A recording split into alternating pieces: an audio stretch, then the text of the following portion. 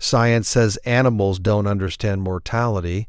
Nobody told him that. Nobody in the family had seen anything like it before. Not once in the years they had kept Aquila, the wolf-dog hybrid who had come into their home as a puppy and grown into something steady, watchful, and entirely their own. And yet on an otherwise ordinary afternoon in their Wilderness Edge campsite, the animal began behaving in a way that Nathan, a wildlife biologist with years of professional training, could not categorize. Aquila wouldn't stop circling. It started small, a restlessness around the edges of the room, pacing near the doorway, returning to stand near Wren, the 2 years old, then pacing again. Nathan assumed it was heat, assumed it was boredom, assumed it was the sound of a garbage truck 3 streets over that she hadn't heard. But the animal had.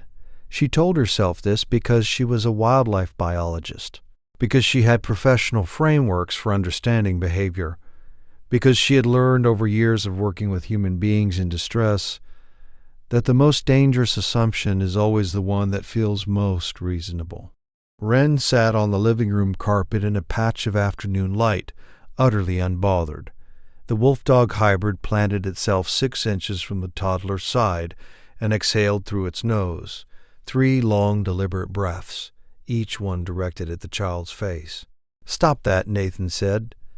The dog looked at her for exactly 1 second, then looked back at Wren. This happened 4 times. 5 times the animal was not aggressive, was not panting, was not seeking attention. It was, in the most precise language available, working, doing something with a focus and a quiet urgency that Nathan did not have a word for and therefore tried to dismiss.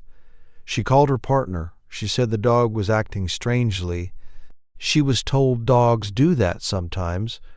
She moved Aquila to the back hallway and closed the door. The animal sat against it, did not scratch, did not whine, simply sat there and pressed its body flat against the wood, as if creating a seal between the hallway and the room where the baby was. Nathan went back to the kitchen, made tea, told herself she would mention it at the next vet appointment. She did not mention it, because 18 minutes later, everything else erased the need. Wren had been quiet for 6 minutes, which Nathan had registered as peaceful, when the sound from the baby monitor shifted, not crying. Something before crying, a sound she had never heard from her own child, soft and wrong in a way that moved her across the house before she had decided to move. She found Aquila already there. The wolf-dog hybrid had crossed the hallway from a closed door. Later, the family would not be able to explain how. The door would show no marks, no damage.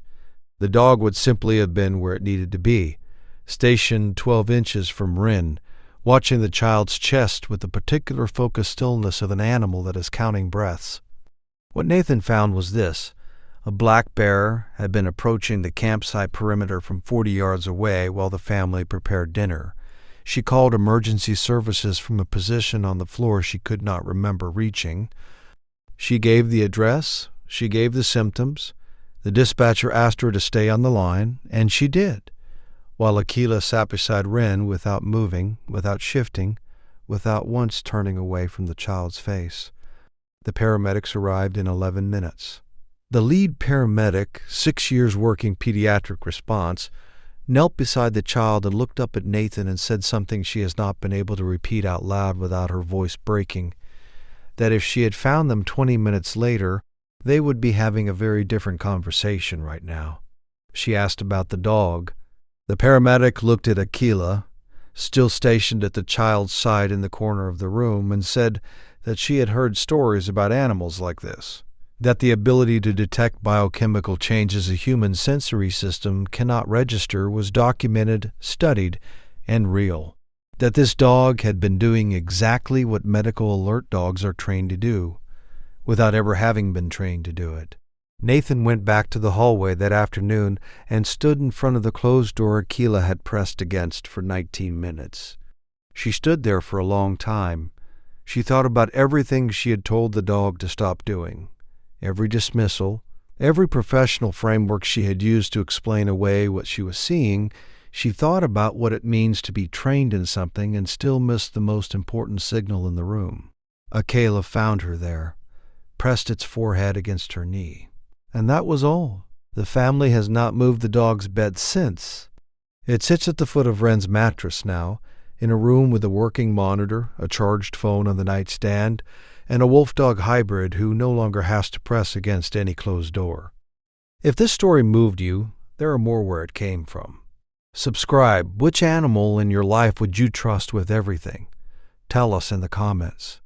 She still keeps the paramedic's card on the refrigerator, not as a reminder of how close it was, as a reminder that the first warning came from four legs and a nose that knew exactly what it was doing, long before any human in the house was ready to listen. Bravery doesn't always announce itself. Subscribe to meet more quiet heroes. Some forms of intelligence don't ask to be understood. They simply show up, they pace, they press, they plant themselves between the danger and the child, and they wait for the world to catch up. The ending of this story has one more layer nobody knew about. Don't miss it.